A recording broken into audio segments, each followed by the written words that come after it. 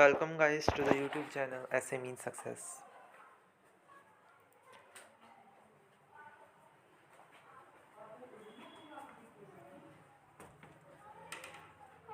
मेरा नाम है रवि जांगड़ा। एक बार फिर से आप सभी का इस क्लास में मैं स्वागत करता हूं। देखो, जो शेड्यूल के अकॉर्डिंग हमारी आज क्लास है वो हिंदी की है भाई। ठीक है, आज मंडे है और इस वजह से आज हमारी हिंदी की क्लास होगी। और आज की क्लास का जो मेन एजेंडा है इसके अंदर हम देखो क्या करने वाले हैं।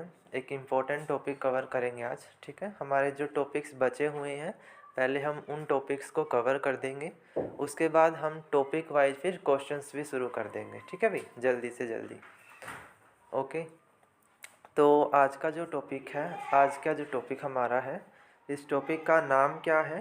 काव्य गुण।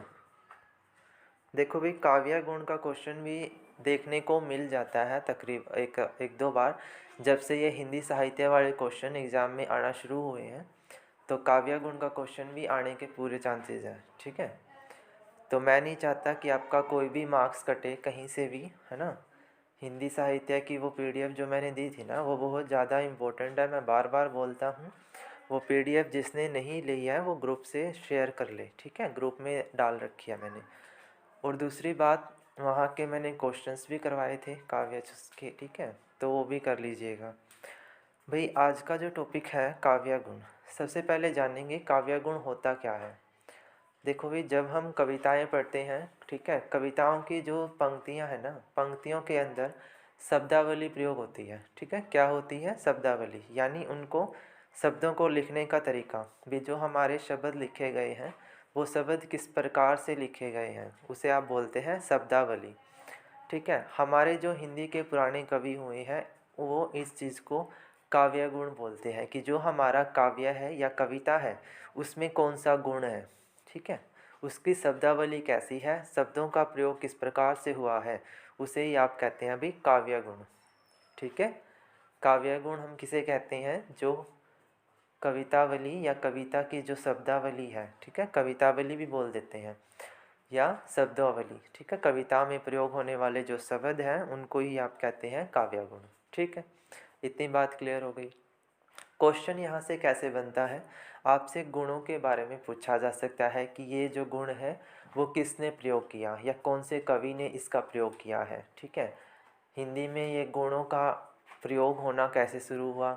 ठीक है, उसका शुरुआत अगर करें तो उसके शुरुआत करने वाले कवि कौन थे। ठीक है, इस तरह का क्वेश्चन आपसे पूछा जा सकता है। या क्वेश्चन कैसा आ सकता है कि हमसे पूछ लिया गया प्रसाद गुण है, उसमें कौन सी बातों का ध्यान रखना है। ठीक है, कौन सी बात उसमें इम्पोर्टेंट होती है, कौन सी महत्वपूर्ण है। ठीक है, ओज गुण में क्या महत्व होता है। ठीक है, इस तरह से क्वेश्चन आपसे पुट ऑन कर सकते हैं। ठीक है, ऑप्शन वाइज आपसे।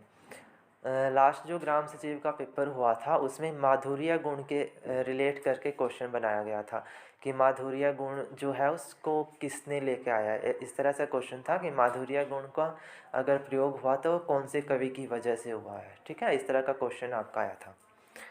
तो भाई, मीनिंग तो आपको क्लियर हो ही गया है। मैंने आपको मीनिंग बता दिया कि काव्य गुण में क्या होता है। जो हम कविताएं पढ़ते हैं, कविताओं की जो पंक्तियां हैं, उन पंक्तियों को पढ़कर उनके शब्दों की जो रचना हुई है, उस रचना से हमें किस तरह से हम उसको देखते हैं, वो आपका शब्दों की रचना ही क्या कहलाती है? काव्य गुण। ठीक है, अब थोड़ा सा हिस्ट्री जान लेते हैं काव्य गुण की। तो देखो भाई, अगर आपसे पूछा जाए काव्य गुण का अगर उद्देश्य क्या था, या उसको रचना करने वाला, उसको गुणों को लेकर आने वाला, कविताओं में प्रयोग करने वाला अगर कोई ज्ञाता है या कोई व्यक्ति है तो उस व्यक्ति का नाम आ जाता है। तो वो व्यक्ति कौन है? आचार्य वामन। ओके भाई, आचार्य वामन जी थे जिन्होंने गुणों को पहचाना था। पहले तो उन्होंने गुणों को पहचाना कि कविताओं के अंदर इस प्रकार के गुण प्रयोग हो रहे हैं। ठीक है, और फिर उन्होंने गुणों की रचना करी। ठीक है, पहचान करके गुणों की रचना करी और उनको अलग अलग तरह के नाम दिए। ठीक है, तो अगर काव्य गुण का लेखक या रचनाकार या कवि, या आप कह सकते हैं सर्वश्रेष्ठ कौन है, मतलब सबसे अगर पहली बार कवि जो थे जिन्होंने प्रयोग करा काव्य गुण का, वो आपके आचार्य वामन थे। ठीक है भाई, याद रहेगा इतना सा पॉइंट। आगे देखो, काव्य सौंदर्य काव्य मूल सौंदर्य के तत्व गुण हैं। भाई आपके जो हम बात कर रहे हैं ना काव्य गुण की, ये सौंदर्य में यूज होते हैं, काव्य सौंदर्य में प्रयोग होते हैं। ठीक है, आपने 10वीं कक्षा में भी करा होगा, काव्य सौंदर्य लिखो पंक्तियों का या शिल्प सौंदर्य लिखो। तो उसमें हम बताते थे ना कि इस पंक्ति में ये गुण है या इस कविता के इस पैरे में ये गुण है ना, इस तरह से हम बताते थे। ठीक है, तो काव्य सौंदर्य में इसका महत्वपूर्ण योगदान है। ठीक है, इसका ये मतलब है। आगे देखिए, आचार्य भरत मुनि, उसके बाद सबसे पहले तो आचार्य वामन हुए जिन्होंने गुणों को पहचाना, ठीक है, उसकी प्रतिष्ठा को बताया। उसके बाद आचार्य भरत मुनि आए जिन्होंने नाट्य शास्त्र, ठीक है, या नाटकीय संगीत या नाटकीय कविताएं, उसमें 10 काव्य गुणों का उल्लेख किया। ठीक है, कितने काव्य गुणों के बारे में बताया? टोटल 10 काव्य गुणों के बारे में बताया उन्होंने। तो काव्य गुण कौन से थे वो देखो, श्लेष काव्य गुण, प्रसाद काव्य गुण, समता काव्य गुण, समाधि काव्य गुण, माधुर्य काव्य गुण, ओज गुण, सुकुमारता, अर्थ व्यक्ति, उदारता, कांति। ठीक है, जो आचार्य भरत मुनि है, इन्होंने कितने गुणों के बारे में बताया था? क्वेश्चन बन सकता है कि आचार्य कवि जो आपके भरत मुनि हैं, इन्होंने कितने काव्य गुणों के बारे में बताया है? तो कितने बताए इन्होंने? 10 बताए। ठीक है, और इन 10 के 10 के आपको नाम भी आने चाहिए। ठीक है, क्वेश्चन इस तरह से भी आ सकता है कि कौन सा ऐसा काव्य गुण था जो आचार्य ने नहीं बताया। ठीक है, भरत मुनि ने इनका उल्लेख नहीं किया। ठीक है भी, इस तरह से भी क्वेश्चन बन सकता है, तो इसको आपने ऐसे भी लर्न करना होगा। तो नाट्य शास्त्र में 10 काव्य गुण थे भाई, कौन से थे? श्लेष काव्य गुण, प्रसाद, समता, समाधि, माधुर्य, ओज, सुकुमारता, अर्थव्यक्ति, उदारता और कांति। ठीक है, अब आगे देखो, फिर आपके आचार्य वामन। हाँ भाई, आचार्य वामन जो थे, इन्होंने काव्य गुण को 2 भागों में बांट दिया। इन्होंने बोला कि 10 काव्य गुण नहीं है, सिर्फ 2 ही काव्य गुण होते हैं। इन्होंने एक शब्द गुण बताया और एक अर्थ गुण बताया, कि एक तो शब्दों की जो रचना हुई उसके आधार पर आपके काव्य गुण होते हैं। फिर इन्होंने बताया अर्थ के आधार पर कि हर एक पंक्ति का या हर एक वर्ड का हिंदी में प्रयोग जो होता है ना, उसका अर्थ अलग अलग होता है ना, अलग अलग हो जाते हैं ना अर्थ। कनक का कुछ और है या किसी और पंक्ति का कुछ और है, ऐसे बनते हैं। तो आचार्य वामन जी ने कहा कि 2 प्रकार के गुण हैं, एक तो शब्दों के आधार पर, शब्दावली के आधार पर दो, वो आपका क्या हो गया? शब्द गुण हो गया, और अर्थ के आधार पर क्या हो गया? अर्थ गुण। ठीक है, ठीक है भाई, क्लियर हुई यहाँ तक इतनी बात? अब आगे आ जाओ, काव्य प्रकाश ग्रंथ के लेखक। हाँ भाई, काव्य प्रकाश ग्रंथ के लेखक आचार्य मम्मट। हाँ भाई, यही क्वेश्चन आया था, आ गया मेरे याद, कि माधुर्य गुण के कवि के बारे में पूछा था या उसका संबंध किससे है, तो आचार्य मामत, इसका आंसर था मम्मट। ठीक है, ये क्वेश्चन आया था अभी ग्राम सचिव का जो रिसेंट पेपर हुआ था उसमें आया था। तो काव्य प्रकाश ग्रंथ है एक, पहले तो ये याद कर लो, काव्य प्रकाश ग्रंथ, ग्रंथ का नाम है। इसके कवि कौन है? आचार्य मम्मट, जिन्होंने 3 गुणों को बताया है। ठीक है, 3 गुणों को इंट्रोड्यूस किया। अब ये ना पीढ़ी दर पीढ़ी अलग अलग करके सब अपनी अपनी क्या दे रहे हैं? व्यू दे रहे हैं। ठीक है, पहले आचार्य कौन आए? ठीक है, फिर दूसरे आचार्य आए जिन्होंने 10 गुणों को बताया, फिर 2 पे आए, अब 3 पे हैं। ठीक है, तो आचार्य मम्मट जी ने 3 गुण बताए हैं, और यही हमारे बहुत इंपॉर्टेंट गुण हैं, इन्हीं से क्वेश्चन बनते हैं, यही आपने लर्न करने हैं। ठीक है, तो कौन से गुण बताए हैं? माधुर्य, ओज और प्रसाद। ठीक है, तो आचार्य मम्मट जी ने 3 गुण बताए भाई, माधुर्य, ओज और प्रसाद। ठीक है, अब देखो एक एक की बातें करते चलेंगे। सबसे पहले माधुर्य गुण देखो, माधुर्य गुण क्या है? हृदय को द्रवित करने वाला गुण, अर्थात चित्त को आह्लादित करने वाला गुण आपका माधुर्य गुण है भाई।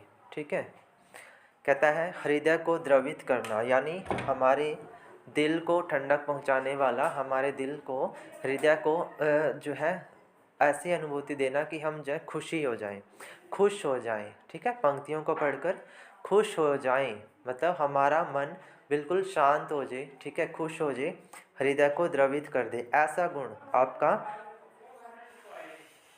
गुण आपका क्या है? माधुर्य। अब माधुर्य गुण की पहचान कैसे करेंगे? पंक्तियों में अगर आपको पूछा जाए कि इस पंक्ति में कौन सा गुण है, तो पहचान भी तो आनी चाहिए ना। वो पहचान के लिए भी कुछ रूल है, वो देख लो।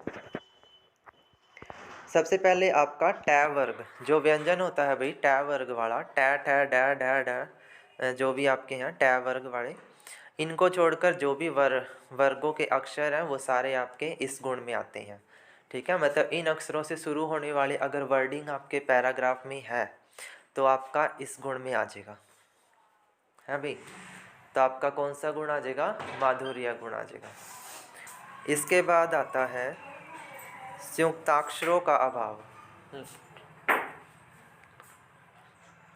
संयुक्ताक्षर क्या होते हैं? संयुक्त अक्षर, संयुक्त व्यंजन जिसे बोलते हैं आप, उसे उनका अभाव यानी कि वो इसमें प्रयोग नहीं होने चाहिए, ठीक है भाई।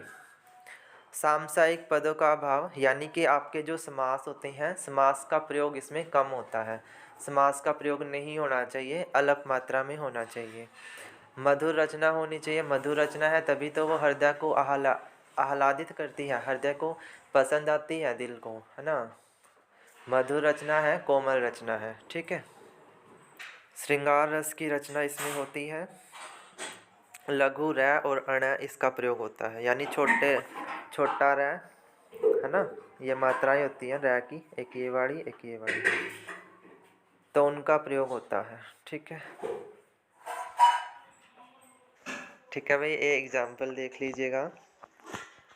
लाली बन सरस कपोलों की आंखों में अंजन सी लगती, कुंचित अलकों की धुंधराली घुंघराली मन की मरोर बनकर जगती, ठीक है। मतलब इसमें प्रशंसा वाली बात है, प्रशंसा करी है किसी की, तो इस वजह से यहाँ माधुर्य आपका ये गुण हो जाता है, ठीक है।